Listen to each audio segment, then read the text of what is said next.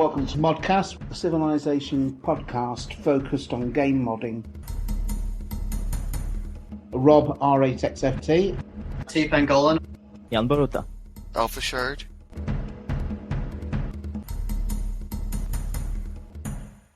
Welcome to ModCast 60 with me, Rob, R8XFT. Jan Boruta.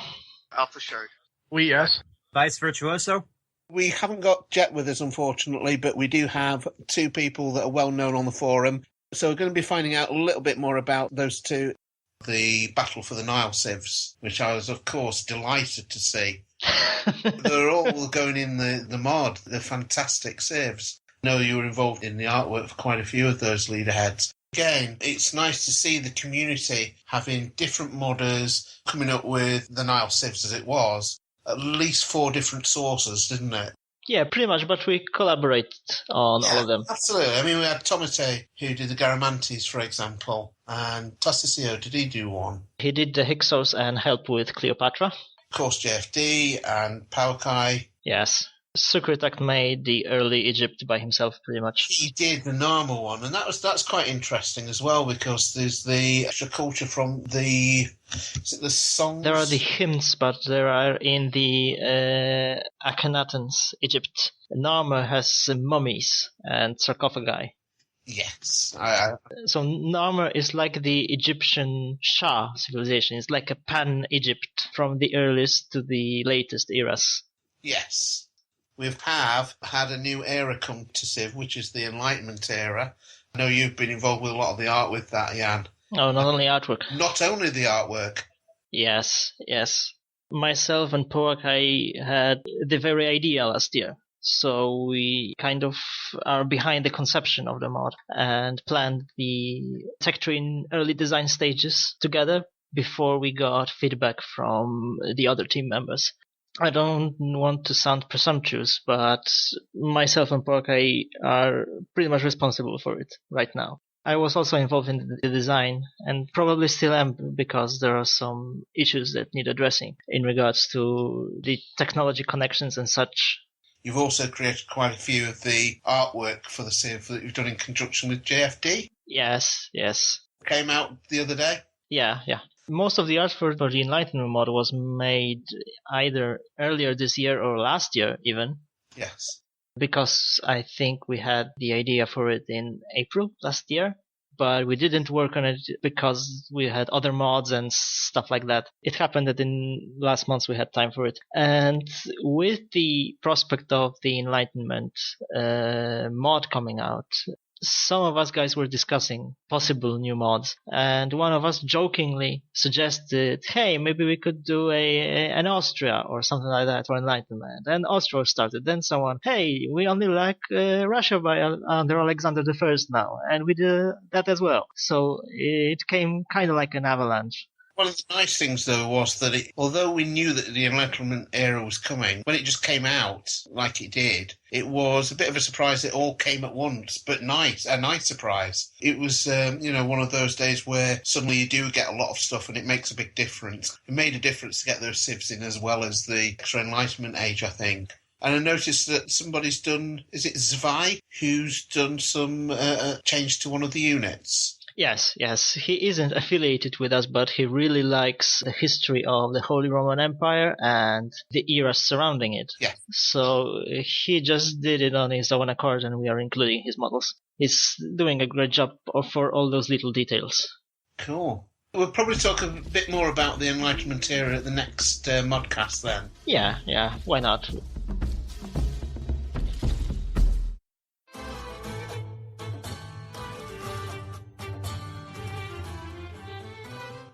First of all, we'll turn to you, Vice. If you tell us a little bit more about your design and your work and what it's all about and how you got into things. So how did you actually get started with your modding on Civ 5? Well, it started over 2 years ago, around May of 2013. I make fictional civilizations. I make civilizations that aren't rooted in world history, unlike a lot of the other more popular modders. Mostly just because that's where my interest lied. It's not that I don't have interest in history. It's just, it feels like I wouldn't be able to make historical civs as well as I could fictional ones, in a sense. Right. I guess in some respects, when it is fictional, people can't dispute quite as much that that's right for that civ. It's like, as soon as you do a historical civ and you give it a particular UA or any other attribute, people immediately come in and say, I would have done something slightly different there. With your civs, it's less likely that they can do that. I've seen people get in over very, very heated arguments over what fictional characters would or wouldn't do. Oh, so really? I'm sure they would argue about, of course, if if an example of Lord of the Rings civs or Game of Thrones or Wheel of Time, if you had a certain faction acting a certain way that they felt didn't reflect what was in the books, then I'm sure somebody would get in an argument. Okay. This is the internet. They'll argue over most minute things. Duly noted.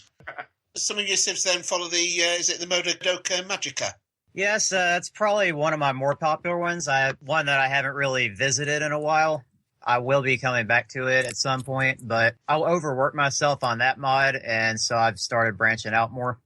I was looking through your civs recently, and I'm not personally a fan of Madoka Magica scenario, but I do really like your civ designs on there. So I think sometimes it's one of those situations when you realise under the cover there's actually some really good modding that's going on there. For example, your Thief of Time infantry. When it captures a city, it steals a promotion available to the UU of the city owner. That's a fantastic idea. Never thought of that. And you have another one who gets a science boost when they kill a unit, which I've not seen before, and I wouldn't be sure how to do. So really interesting modding going on in those, I think. The whole idea of translating all these anime stuff into Civilization, how plots and all the characters translate into this sort of kind of mechanical approach, especially in modding when you have to come up with so many effects for all those things that characters do or things happen to them in the anime. Yeah, and the thing about that is sometimes you really have to extrapolate. You have to kind of invent something that may not have been there, but something you feel might work, that might actually fit in with their personality, especially with the Madoka civilizations. When I first made those, I actually never intended to make more than 2 of them. And at the time, just a single one. The other ones actually came out as a result of my inability to mod at the time, actually, because I made a character as an alternate leader because I couldn't figure out how to get a certain effect to be done via Lua. But then I eventually figured out how to make the original effect work, but I didn't want to delete the new leader that I made, and that just eventually spiraled in to make a leader for every one of the major characters. Yeah. And in that series, they never even come close to leading nations. So I really had to extrapolate and just invent some stuff that was in line with their personalities. What you're basically saying, you are writing a fan fiction. Basically, yes. I mean, all of these mods are fan fictions. It's just a different form of fan fiction as far as I can tell you. One thing I did notice with one of the civs in particular, you've invented something, is it a dynamic 2D leader screen? I've used that in all of the Neptunia civilizations. Okay. I had originally made that because these are leaders that can actually change from one leader to another in the middle of a game. And I needed something to actually display that on the leader screen. Without that, if you change leaders in the middle of a game, you'll just get that gray screen with the "there is no scene loaded for this leader" error. Okay. I coded that just to overcome that limitation. I eventually realized I could use that for a lot more than just swapping those leaders out. Currently got it to where they've got different leader screens for every emotion they display to you, whether it's friendly, guarded, hostile, afraid. They've even got a special one for the turn they denounce you or if you're at war with them. I can see Yam going white at the moment, just thinking, gosh, JFD doesn't start asking for all of that. Well, fortunately, he's polite enough not to demand it. Because I know that if I were to not update all my old leader screens, but do new leader screens with different things, I would start adding war-themed stuff in the backgrounds and not only change the leader's face, but all the surroundings or something like that. Yeah. So I know that will triple the amount of time I would need. I think the thing with my leader heads, if I were to do that, because I do them in Poser, it wouldn't be too much difficulty for me. In that situation, I probably wouldn't be changing the artwork in the background there. But with the way Poser's set up, once you've got the character, it's a matter of just changing an emotion or the way in which they stand, and that's not very difficult to do. Yes, you could just make them stand and look mean at you, and it would be enough. It kind of reflects what I always wanted in Civilization. I think I once had a dream, or something like that, or I just daydreamed, when you, for example, have the Washington leader screen. And when you declare war on him, you would have two blue coats emerge from behind the curtains or something like that and look mean at you or something like that. And when you have the Phoenician leader screen, you would have an armada sailing from one side when you declare war. So this presents such an opportunity, this dynamic leader screen. And I hope I would have the time to do it one day. Maybe when we move on to Civilization 6, I could do it as a farewell kind of thing. But it's so much time to do, especially with how many of those leader screens would have to be updated. Yeah, let's hope it doesn't become the standard that people expect it with everything. Well, it could. I can see it becoming a standard. Why not?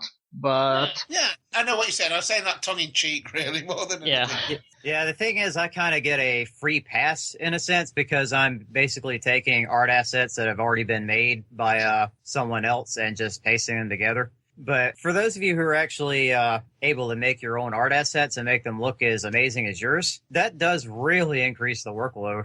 I'm not actually expecting a more widespread adoption of it due to the amount of workload. I noticed that you do support a lot of mods with your civs. Do you find that something that's straightforward to do, or does that create a lot of work for you?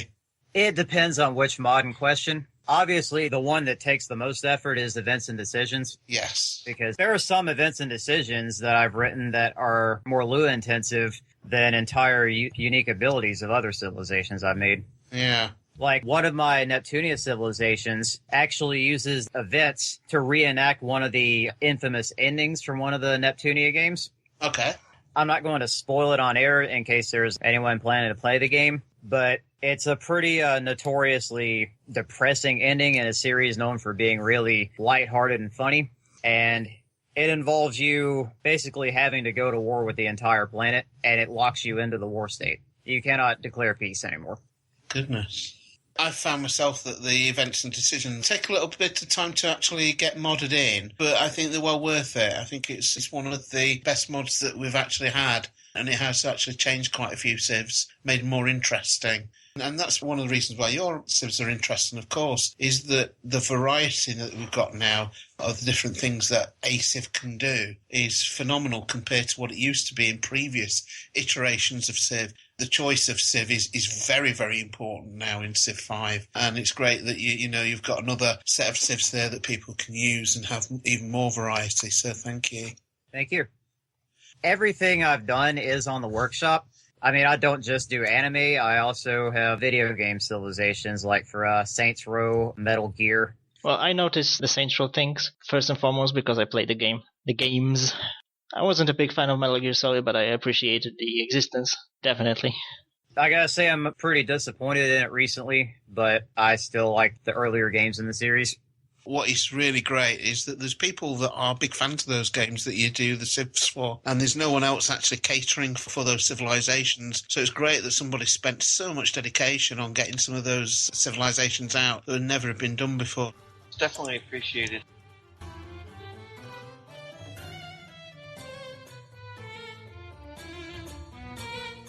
Lee, you put on the Rome under Scipio Africanus then? Yeah. Tell us a little bit about that and what your thoughts on getting that into the Civ world. Well, it started basically with being bored by the way that Firaxis has always done Rome. And part of that, of course, is the limitations in the earlier games. In Civ 3 and Civ 4, there wasn't a whole lot more you could really do. But I thought that the Augustus in Civ 5 was just boring as boring can be as far as the UA goes. Yeah. And I thought that the pre-Imperial Rome was far more interesting than what the Civ franchise has always gone for, which was the post-Republic. Mostly because in the Republican era, you had these huge factions infighting. And it's amazing that Rome survived to become an imperium, because in the Republican period, they were just doing all kinds of crazy, let's have a round of civil war, then let's go fight our enemy. No, let's stop. Let's go fight another round of civil war. But when I started looking at doing a Republican-era Rome, obviously the constant civil war thing I really couldn't do, because that would be horrific to the player trying to play as that Civ. So what I went instead was the fact that there was a lot of craziness that went on amongst the famous Romans of the Republican period. You had Cato the Elder, who was an incredible prude and hated all things Greek.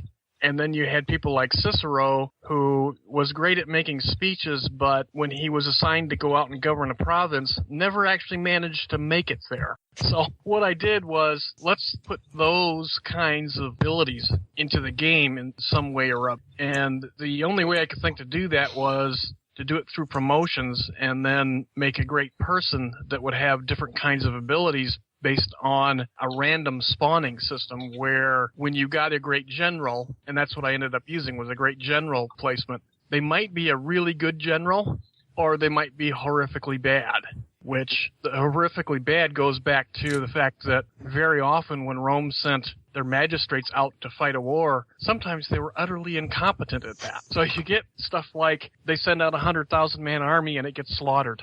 There are plenty of bad emperors. Yeah, and I added some of that into the mix in some of the promotions. There's one of the promotions that a Roman proconsul, which is what I made my great general replacement be. One of the things he can be born with is the fact that he's an embezzler.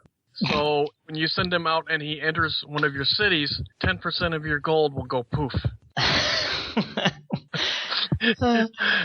just wonder what kind of a player would appreciate such randomness, because gameplay in Civ 5 is very predictable. There are kind of sets of gameplay you have to follow, so many players would not be accustomed to such a random thing, and there's a very narrow clientele for such randomness, but it's something that was sorely missed from earlier games, I think. So it's really flavorful. I actually like the idea of a civilization. Oddly enough, the more incompetent the leader, the harder it is to really get a feel for how they should play as far as coding them goes. I actually find civilizations that try to implement stuff like bad leaders and incompetence to be interesting and fun. One of my most recent civilizations, all of your cities are puppet states, and you can't unpuppet them without jumping through some hoops, because the character in question is incompetent and lazy. And I had a lot of complaints about it, and I eventually kind of had to loosen it up a little bit, but still, I find that kind of playstyle a real good change of pace from the base game. I'd agree with that, actually, because certainly with my mod, what I've tried to do is have a range of different abilities. Some of the civs are quite easy to play, some of them more difficult to play. And I think it means that the player themselves can sort of say, well, I want to really test myself here. So I'll play as an incompetent leader, so to speak, and see if I can still win the game. And how I do it will probably be very different to how I would probably play as some of the easier civs. We've talked on ModCast a few times before in that one of the things that people tend to do is have their own style of playing, and no matter what the civ is, they always seem to come back to that style, whether it's a builder or somebody who goes out and tries to conquer the world. And sometimes these civs that come up say, well, actually, you can't really play like that. You won't get the best out of it by playing your normal game. I think that really is good to challenge in that way. That ends up being a goal of mine in a lot of my civs, to get players to try a different play style than they're used to. Anything to break the basic Finnish tradition, beeline to Renaissance era, finish up rationalism, for city. Try to break that mold as much as I can. Yeah. I know there are a lot of people who prefer to play the game the same way each time, and that's certainly on them if that's the way they like to play. I personally prefer trying to break the mold of the same play style. Yeah, I can definitely get behind that.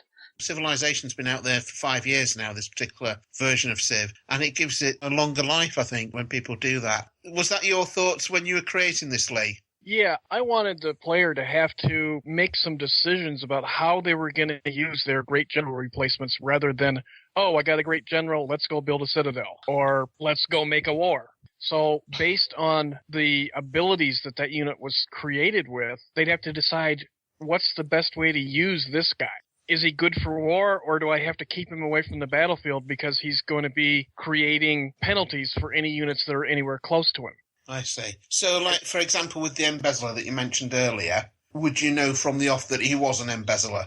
Yes. So with that, you think, right, well, possibly better keep him out of the cities and do something else with him. And sometimes it's a case of they spawn with the ability to be a really good city administrator. Yes. But they also steal money. So then you have to decide, do I want to put him in a city as an administrator and accept the fact that I'm going to get less gold than I normally would have? But on the other hand, I get the other advantages from the fact that he's a better administrator. He makes the production higher, etc. Also, sometimes the way that they spawn randomly is you'll have a proconsul appear who is better than normal at being a general, but he's also really good at being an administrator of a city. He makes buildings happen faster, etc.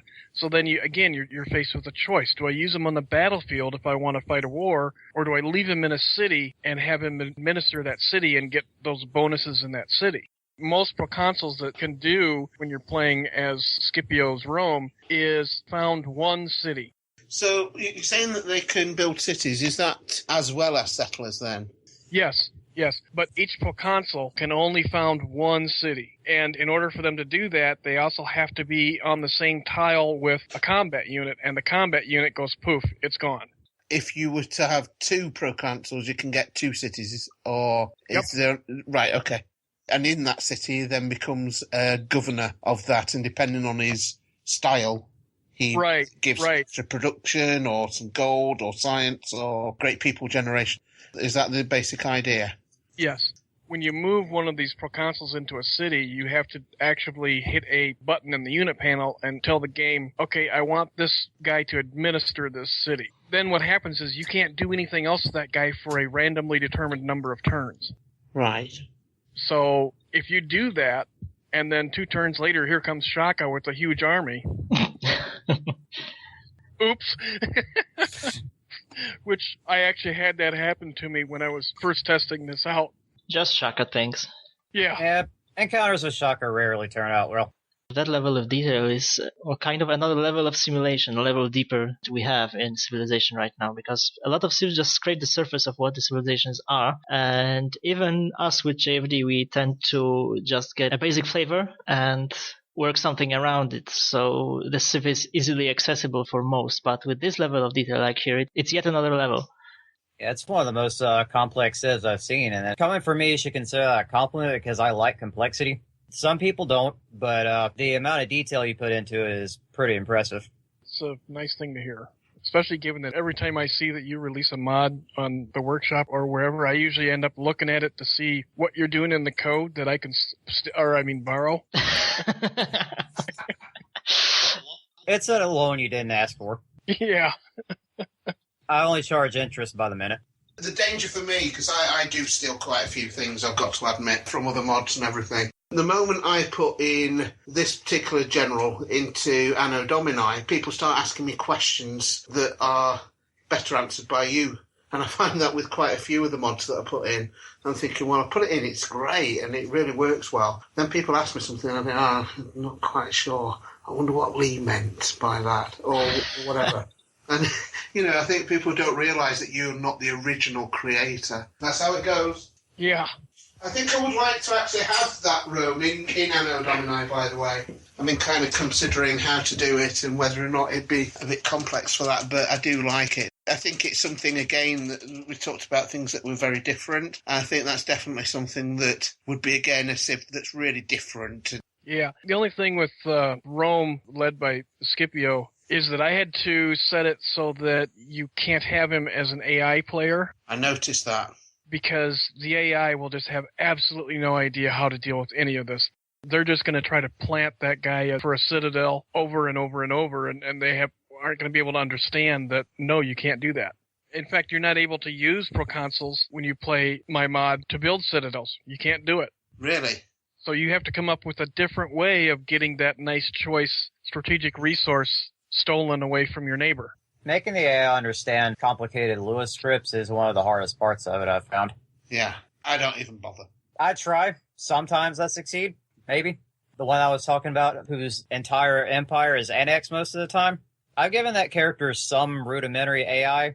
I still think she doesn't do very well, but at least she kind of works, and I'm okay with that.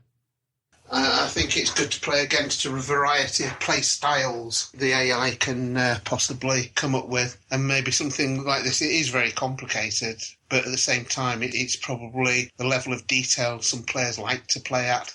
Yeah, and a lot of players just like the very fact that they have an interesting character as an antagonist. Yeah. if they can use their abilities to the fullest potential, it is most appreciated, at least by myself. Yes. But of course, the human player still has the advantage of knowing exactly how the abilities will work. Yes. In all the situations. So I think expecting the AI to know how to work all the time is a little bit unfair still. Yeah. Is there a way to modify the AI to use it the way you want to have the units used? Well, I know that there's Vice, there's 4 or 5 different smarter AI mods out there, but none of them really allow the AI to really be more out of the box, I guess is the way I would describe it. I mean, they still wouldn't be able to handle the concept of what I'm doing with promotions for a great general, for example. And when it comes to a Lua-based unique ability like that, the only way you could ever give it any kind of understanding is to actually write it into the Lua script. Usually on the player do turn event, check if the player is not human, and if the player isn't human, go through whatever routines. That's a lot easier said than done, but that's how I've done it. Do the flavors come in anywhere? Could you use those to influence some decisions, maybe with the choice of Great General in your mod, for example, Lee? Or is it the fact that it's just one unit, essentially, with a bit of randomness around it, that the flavors would be the same? Yeah, the problem is, from what I understand of some things that Howard has mentioned, is that the behavior of the AI with respect to great people is to a certain extent hard-coded. If they're looking to do X, then they're going to do Y with a certain type of great person. And they're not going to do anything else or consider anything else. Okay. Yeah, I can pretty much confirm that. And on the other hand, in the Battle Royale, the Soviets had a great general spam and built 7 citadels in modern-day Belarus and stole a whole lot of useless land now from the Polish. A citadel next to a citadel in a box. So I don't know what the AI logic was behind that, but it looked hilarious and sad at the same time. As well as the Rome mod that you've done, Lee, you've just recently put out some more utilities, haven't you?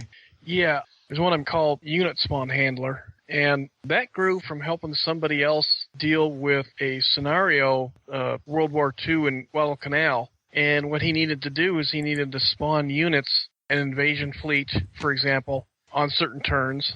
And what he also wanted to do was randomize the location where a Japanese fleet would appear to attack the Americans at Guadalcanal. Of course, that means you start randomizing the locations where the units appear, and then, of course, since the AI is stupid, there will always be a unit in the way, right? Mm-hmm.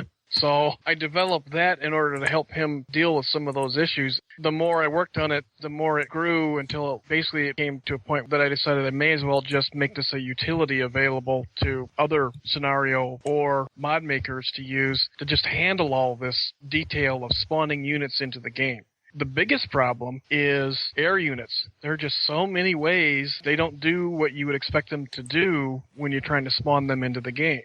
The other utility that I wrote recently, and for a while there was a bug in it, but I've resolved that, allows you to dynamically create effects using policies so that if you want, for example, 104% of something, say extra production in the Empire, you can use this dynamic policy system to do that. Or you can create more unhappiness or more happiness or any of the things that policies can do that use numbers. Obviously, you can't do any of the things that are on-off conditions, like the one shot, pick this policy and you get a great general. Policies are something that I use quite a bit when I'm doing the events and decisions. Create a dummy policy that will have an effect that then goes into the event or decisions in particular. And also for unique abilities as well. Quite a variety of effects that the policies have, isn't there? And the reason I drafted the dynamic policies system was that when you do that, a lot of times you end up saying, okay, I got my dummy policy and it's going to give 10% of this. Okay. Well, it sure would be nice if I could say, well, sometimes give me 10%, sometimes give me 15. The only way you're doing that is, okay, now I'm making 2 policies, one that has 15 and one that has 10. Okay. And then that leads to the next question of, well, maybe I wanted 17% based on what's going on in elsewhere, number of cities, whatever the requirement. So then instead of making more dummy policies, I just went ahead and made a system where you can select the integer amount of something you want, and then this utility will implement that for you. Fantastic. Again, the other thing just to note, Lee, as well, is that you have helped so many people with Lua on the forum, and that is really appreciated, myself included. So thank you for doing that. Well, you're welcome for that, definitely. I do it as a payback because I got a lot of help when I was first learning that from Howard and other people. Any other things to discuss about your modding at all, Lee? Well, other than that, as usual, I'm working on other new stuff. One thing I'm working on is what I call era buildings. And what that is depending on the era you are in, you can build certain buildings. Line of buildings that give you a little extra happiness. And there's a line of buildings that give you a little extra food. But you can only build, for example, the food building, the one that goes with the classical era, while you're in the classical era. Okay. And then when you go into the medieval era, that will be updated and it'll change to the building you need for the medieval era. Right. And if you've already completed one of the classical era ones in one of your cities, you have a choice to upgrade it to the one for the medieval era. And basically, as you go along, so there's really only 5 or 6 total buildings that you ever really are building, because what you're doing is you're upgrading the previous version to the new version for the new era, and it's generally going to be just a little bit better than the old version. Essentially, that's what we're doing anyway with Civ, isn't it? We're filling buckets, in a sense. So someone once said, the science bucket, the culture bucket, etc. And how we do that is by building the buildings. So another way of doing it is by upgrading. Yeah. The way that Firaxis kind of handled it was, okay, eventually you get to a point, you discover the right tech, and now you can build a library. Okay, then you have libraries for a while, and then all of a sudden you discover a new tech, and now you can build a university. But, of course, the way Firaxis did is first you have to build a library, then you can build the university. I'm with you. Whereas the way I'm doing it is, if you hit the Renaissance era, you can just go ahead and go straight to the Renaissance era version of the science building. You don't have to build all of the previous ones from the ancient era, then the classical, then the medieval, then the Renaissance. You just build the Renaissance version. Yeah, like progress doesn't wait for everyone. Right. I guess really people wouldn't be building monument in the Renaissance time, would they? They'd be building whatever was relevant in the Renaissance era. Right. That definitely helps to preserve the feeling of every era you're in, more than building the ancient buildings from the ground up and sluggishly making your city valuable. Right. That is one of the things that keeps people from expanding further as the game goes on. You don't want to have to put so much of an investment of time and gold into making a new city when you can just keep building the ones you got that are already brought up to speed. Right.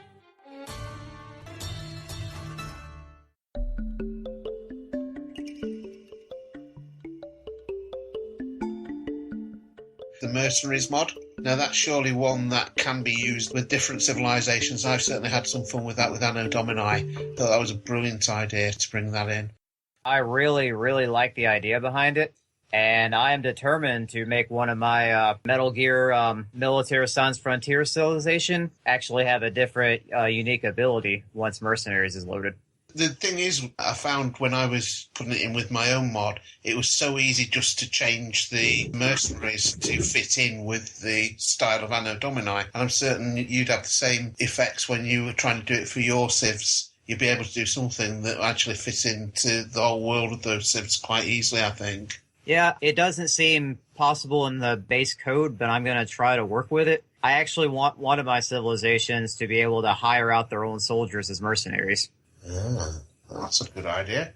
So their soldiers can be transferred to another civilization when a contract is enacted, or what? Right, just like that, because the civilization itself isn't a private military company. There's a lot of the organizations in the Metal Gear series. So for them to actually be able to hire out those mercenaries would go a long way into helping immersion with that civilization. Yeah, definitely. And I think in the base mercenaries mod, you have the Diamond Dogs referenced. Right. For a late era unit. So it's already there. So what happens if I hire out the mercenaries from your Civ Vice and then they get killed off? Do I pay a tax for that or what? They're only for 25 turns anyway, so they're only a short-term sort of gain for the money. But, you do get that situation where all of a sudden you're attacked by the Zulu. You can just call on some mercenaries to boost your defences. What does happen, though, is those where you actually pay maintenance for, if you run out of money, then they can turn on you. That's a bit of a twist. Right. I did see how if you cancel a mercenary contract early, they have a chance of turning on you, which I thought was interesting. Yeah. But, I mean, if they die, they die. That's what they've put themselves in the line of duty for that cash, and it's all part of the job. I was just thinking what happened as far as with Vice's Civ, where he can rent mercenaries out to somebody else and then they get killed off. Does the person who rented them out, are they going to be responsible to Vice's Civ for the fact that, hey, we let all your guys get slaughtered that we hired from you? That's part of the job. Yeah, that's how mercenaries operate. If you're not willing to let those soldiers' ears get killed, don't hire them out. Gotta break a few eggs to make an omelet.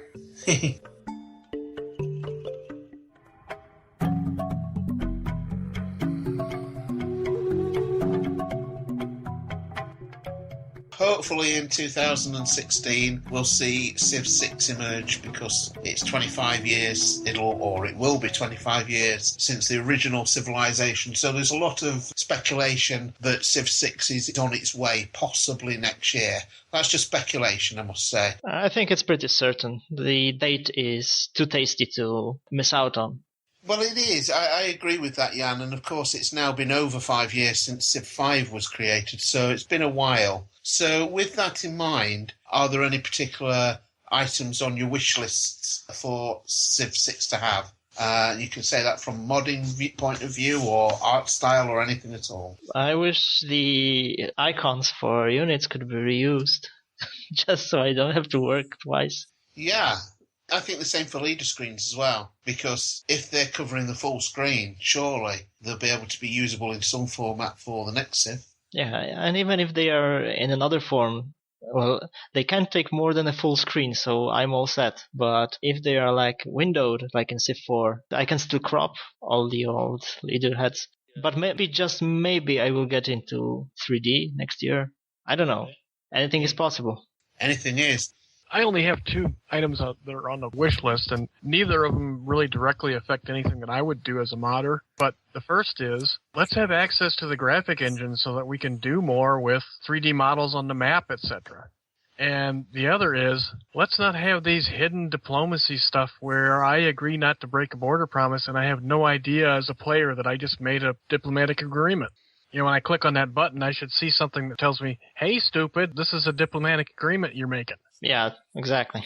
And pursuant to that, if I make a promise that I'm not going to settle for X number of turns, I should be able to look on the current deals and see that so that I remember when it expires. I think there is a way to look at it, but yeah, it's very hard.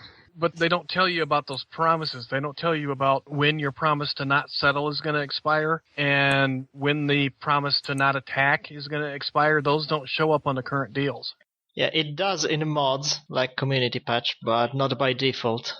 Yeah, the diplomacy, it needs a lot of work, because I think there were a lot of things that you used to be able to do, like trading maps, permanent alliances, and things of that nature that I liked having in Civ 4 that I would like to see come back again. And I know getting more into detail with what the luxuries can do, because I liked having copper for the Colossus, ivory for the Zeus statue, and yeah, in regards to diplomacy, I think the expansion pack for Beyond Earth is a proving ground for some ideas, like the diplomatic capital or war scores and such.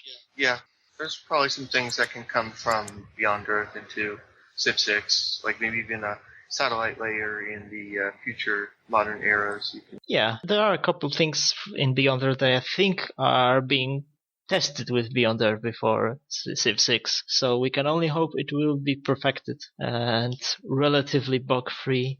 Let's hope so. What I'm most interested in is not what they'll add. Well, there's one thing I hope they do not add to Civilization 6, and that would be a paid workshop. Yeah. Yes. No, thank you. I think they're not stupid enough to do this. I don't know these days. Well, did you see on Steam, and I don't remember what game it was for, where some game or other was offering paid tutorials? It wasn't Skyrim, was it? No, it was a different Skyrim. game. No, Skyrim was paid mods. Yeah. And it was a disaster, so. Yeah. Right. But paid mods will come back, but we don't know in what form.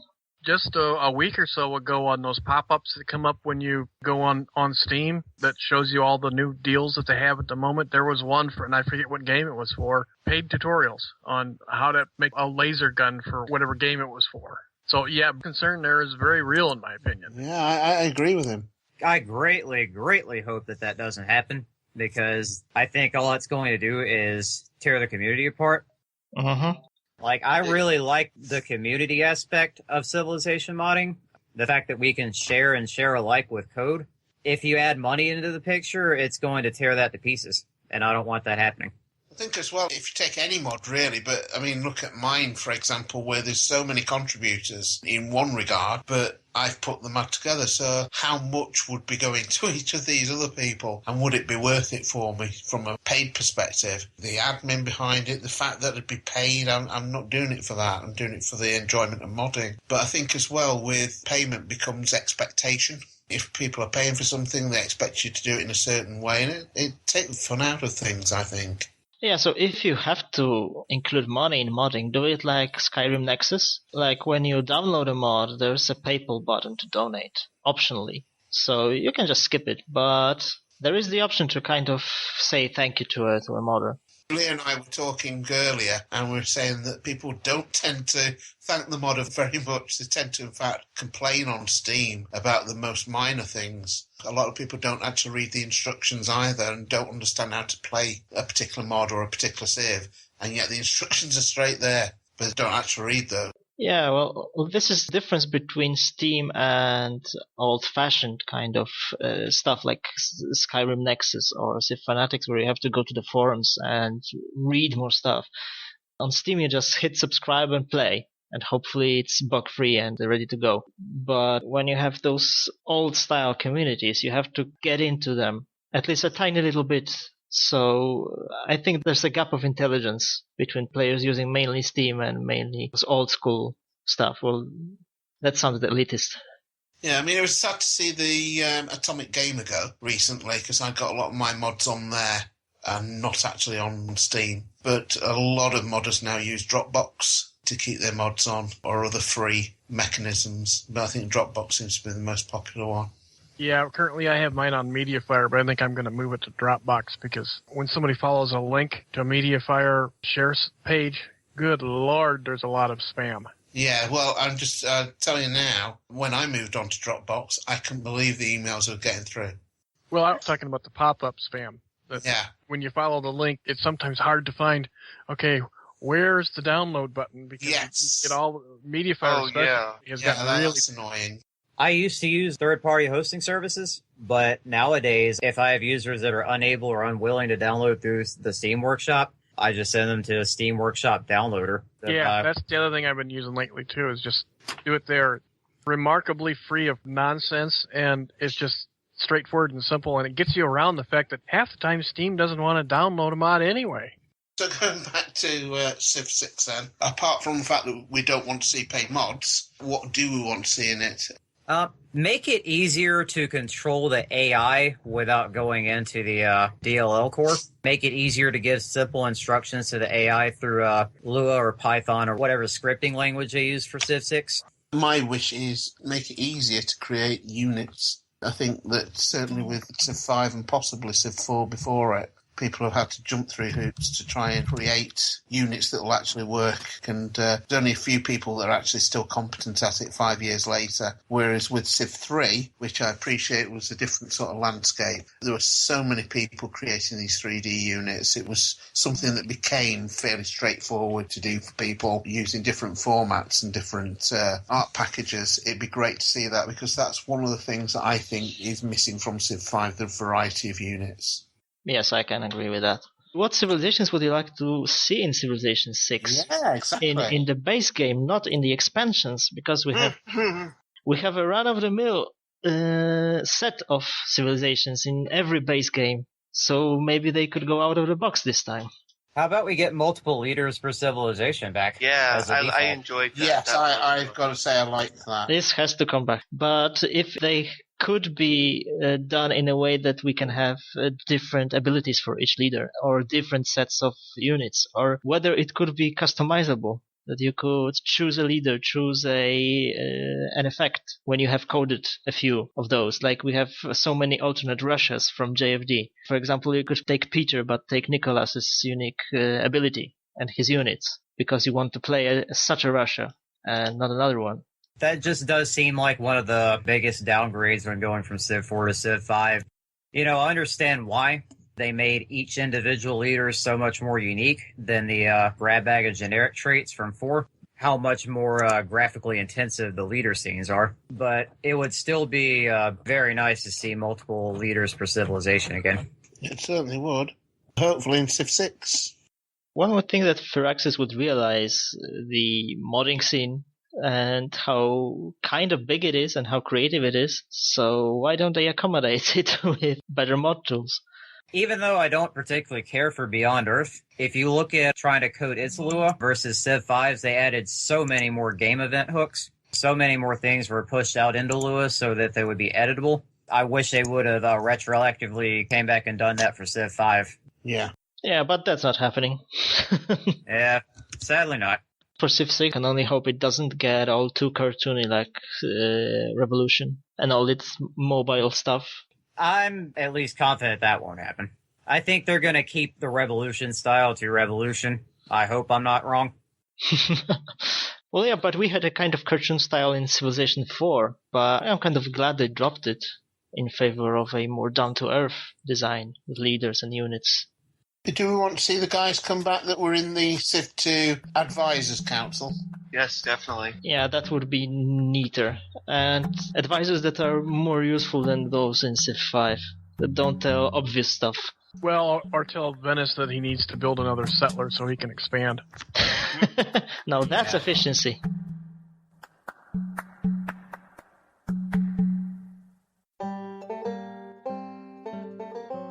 Calling today. In North America, the number is 301-637-7659. That's 301-637-POLY. In Europe, 44121-288-7659.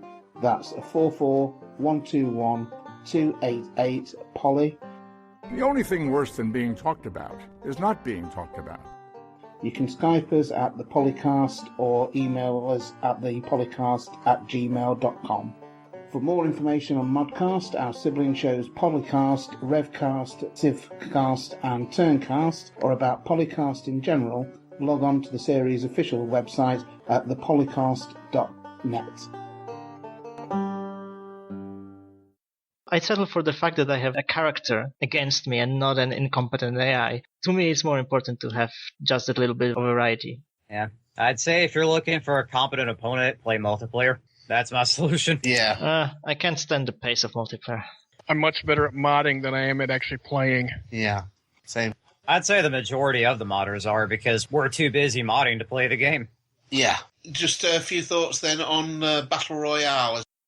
I watched a video where they did like a fast forward of it, and watching the AI just go to war with other AIs. Is there a common theme that same civs tend to win, or is it the case that it does tend to vary, just dependent on how maybe decisions have gone?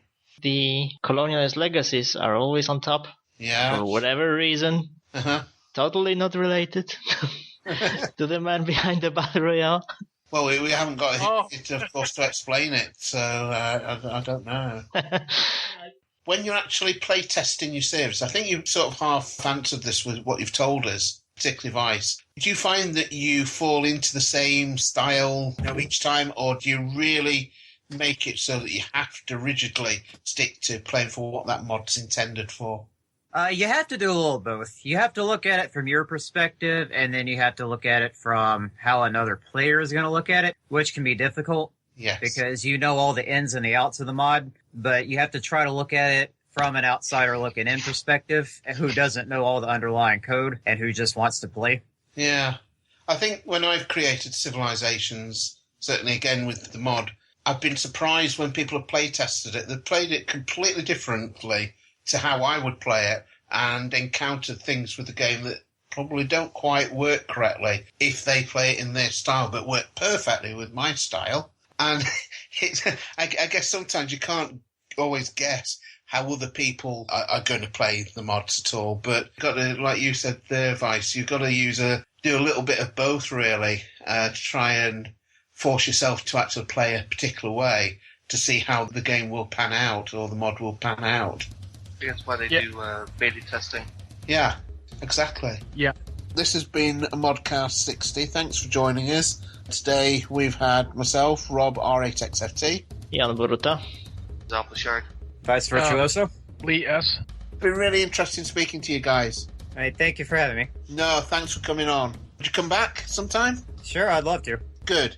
Take care. Goodbye. Bye.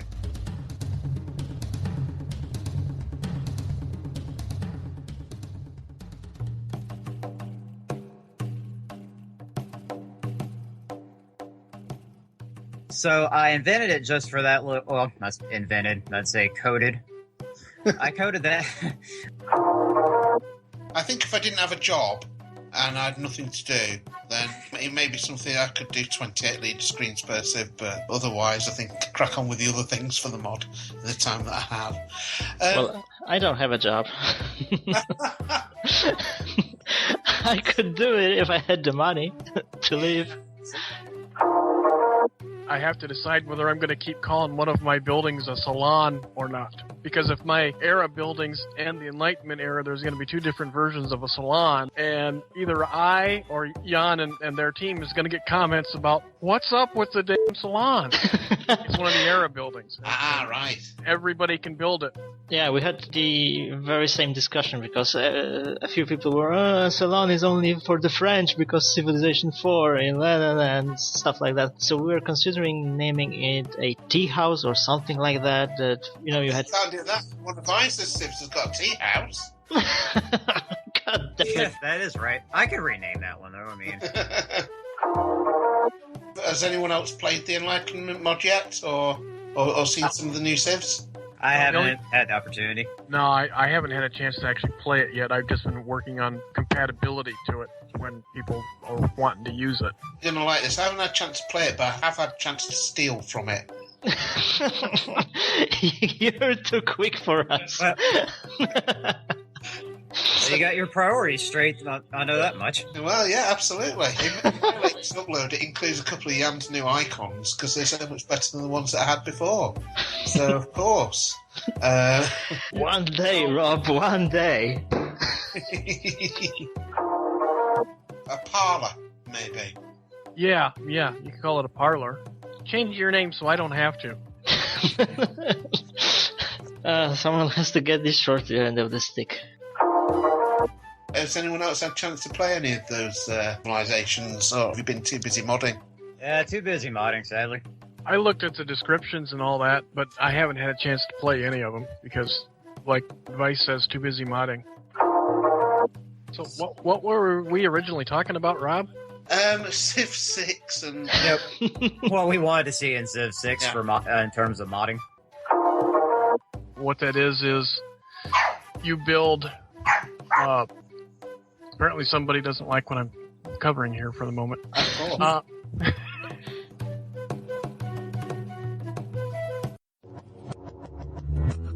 Record date? November 1st, 2015. Civilization 4 and 5 sound clips, copyright Take-Two Interactive. Copyright Civilized Communication at civcom.net.